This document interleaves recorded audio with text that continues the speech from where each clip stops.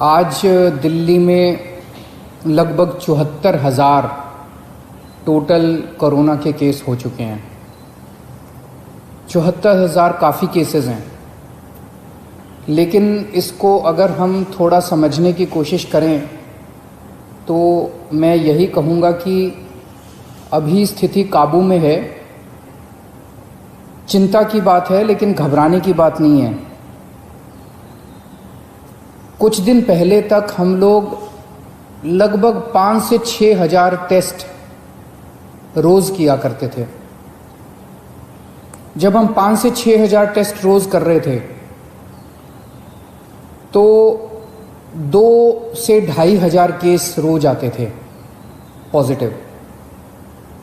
हमने टेस्ट की संख्या बढ़ा के 18,000 कर दी। पिछले कुछ दिनों से 18 से 20,000 टेस्ट रोज़ हो रहे हैं, तो 3 गुना हमने टेस्ट की संख्या बढ़ा के कर दी।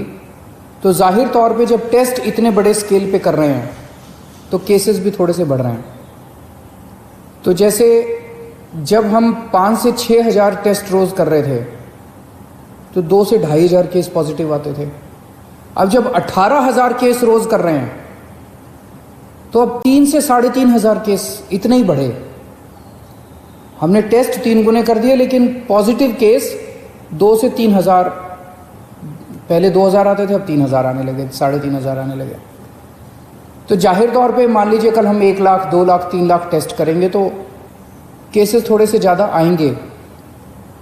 अच्छी बात यह है कि 74,000 टोटल केस अभी तक हुए, इनमें से 45,000 लोग ठीक हो चुके हैं। तो लोग बड़ी तेजी से जल्दी ठीक हो रहे हैं।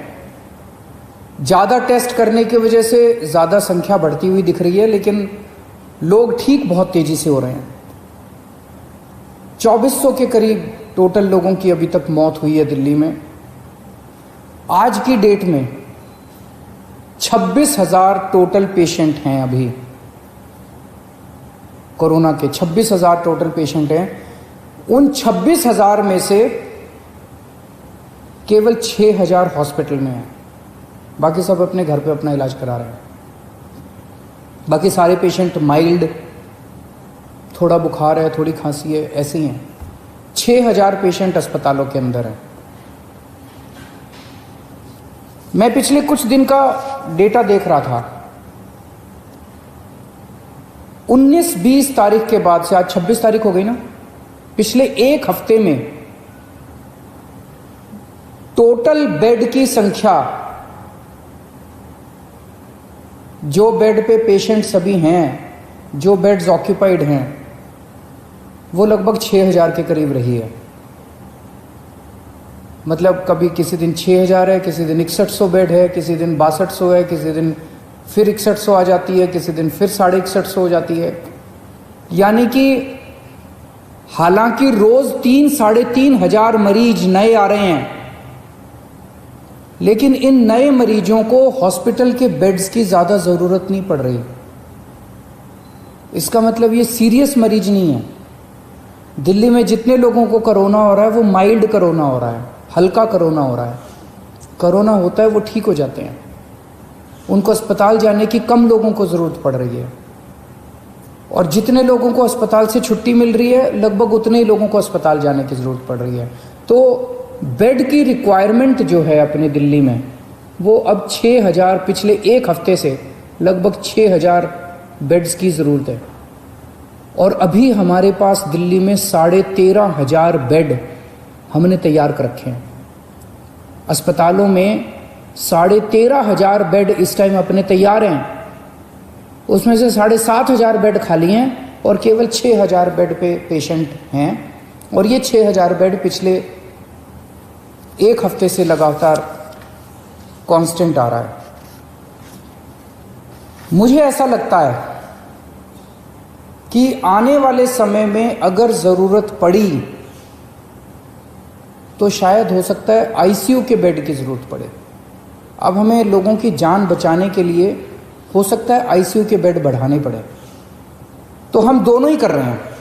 हालांकि हमने आज 13,500 बेड हमारे पास है, 7,500 बेड खाली हैं, फिर भी आज हमने कैबिनेट करी थी, कैबिनेट में हमने बुराड़ी के अस्पताल में 450 बेड और बढ़ाने की परमिशन दे दी, उसका पैसा सैंक्शन कर दिया। दिल्ली के बैंक्वेट हॉल्स के अंदर, अभी आप लोगों ने अखबारों में पढ़ा होगा, मैं परसों गया था, LNJP हॉस्पिटल के सामने एक बैंक्वेट हॉल है, उस बैंक्वेट हॉल के अंदर 100 बेड का हमने इंतजाम किया है। ऐसे दिल्ली के जगह जगह बैंक्वेट हॉल्स के अंदर हम बैंक्वेट हॉल को अस्पताल के साथ जोड़ देंगे। उस बैंक्वेट हॉल में हम बेड, दिल्ली के कई सारे बैंक्वेट हॉल्स में बेड्स का इंतजाम कर रहे हैं। तो हम हाथ पे हाथ धर के नहीं बैठे। जैसा मैंने कहा, पिछले एक हफ्ते में 6000 बेड से ज़्यादा की ज़रूरत नहीं पड़ रही। आज हमारे पास 13,500 बेड है। फिर भी कल के लिए हम तैयारी कर रहे हैं, परसों के लिए तैयारी कर रहे हैं। अगर बाई चांस ज़्यादा ज़रूरत पड़ती है तो हम उसकी तैयारी कर रहे हैं। बीच में कुछ दिन ऐसे थे, जून के महीने के पहले हफ्ते में, जब थोड़ी सी पूरे दिल्ली के अंदर बेड की कमी हुई थी, मेरे पास भी खूब फ़ोन आते थे।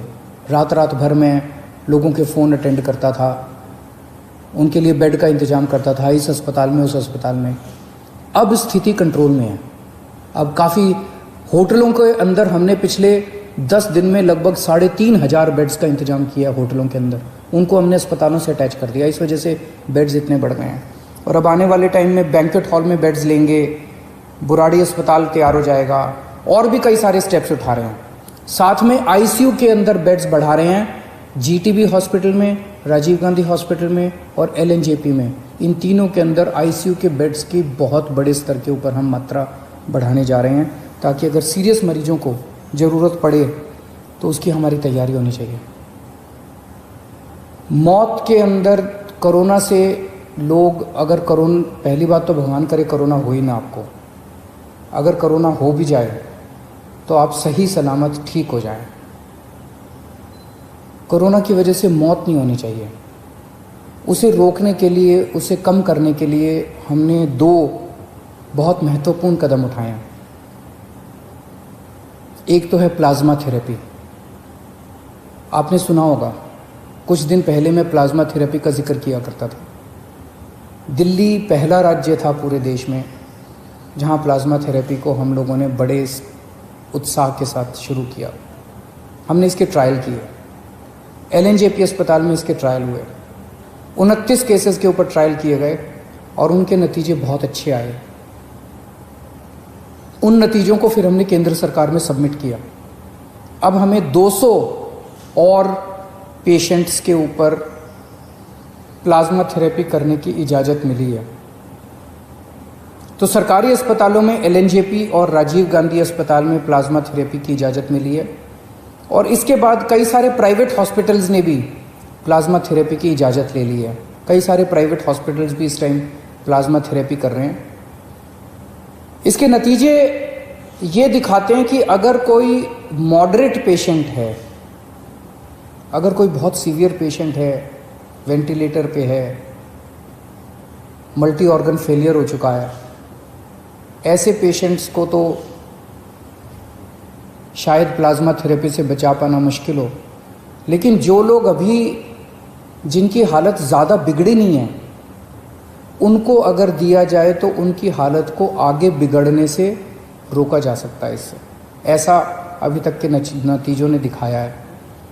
तो प्लाज्मा थेरेपी के ज़रिए हमारी उम्मीद है कि हम मौत को कम करने में शायद सफल हो पाएँ। LNJP अस्पताल के नतीजे ये दिखाते हैं। LNJP अस्पताल में पहले डेली जितनी मौत होती थी, आज उससे आधी से भी कम हो गई हैं पिछले कुछ दिनों में, जब से प्लाज्मा थेरेपी शुरू किया। तो हमें उम्मीद है कि आने वाले समय में इससे हम इसको कम कर पाएंगे। दूसरी चीज़,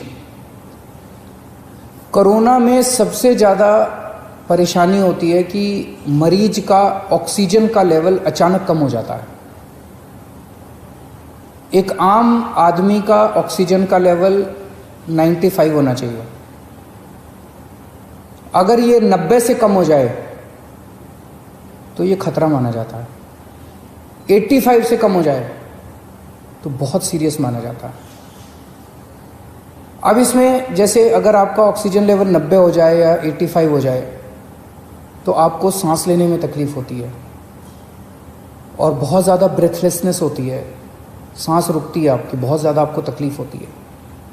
लेकिन कुछ पेशेंट्स ऐसे भी हैं इस बीमारी में जिसमें ये देखा गया कि ऑक्सीजन का लेवल बहुत कम हो गया लेकिन कोई सिम्टम्स ही नहीं है और अचानक फिर ड्रॉप हो जाता है और अचानक उसकी मौत हो जाती है।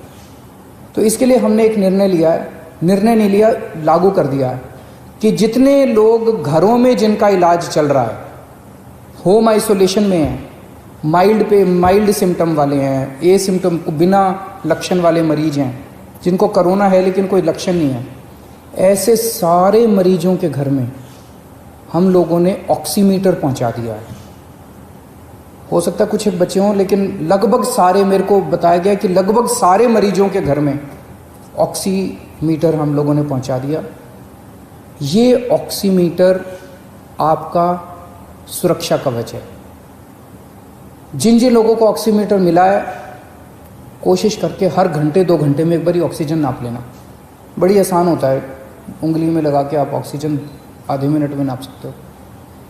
अगर आपका ऑक्सीजन लेवल 94 के नीचे आ जाए, आप तुरंत हमें फ़ोन कर देना, आपके घर पे ऑक्सीजन इमरजेंसी में भिजवा देंगे और ज़रूरत पड़ेगी तो आपको अस्पताल में एडमिट कर देंगे। तो ये ऑक्सीमीटर आपका सुरक्षा कवच है। आप अगर ऑक्सीजन अपनी नापते रहोगे तो उम्मीद करते हैं कि फिर आप ठीक रहोगे। मैंने कल